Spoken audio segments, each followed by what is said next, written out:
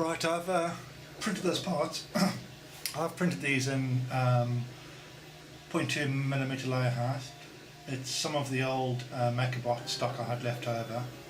I think it's natural ABS, and I just set that up to print at 0.2 Sailfish firmware, and I sliced it in Simplify 3D.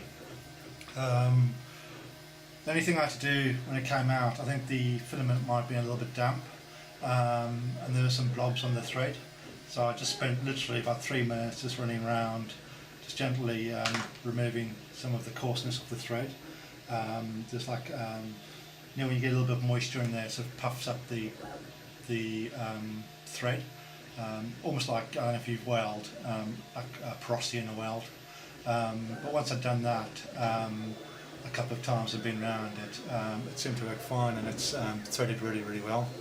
Really impressed with it, really, considering that's 0.3mm layer height.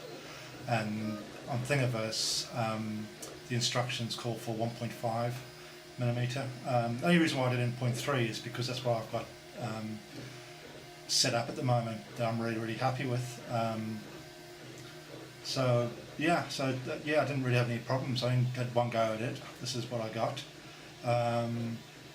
Printed it, cleaned up the edges, put a tad, just literally got some olive oil on my fingers, and just ran it on the threads just to give it some lubrication, and it works great. If I were to use this, I'd need to just drill out the hole for the filament.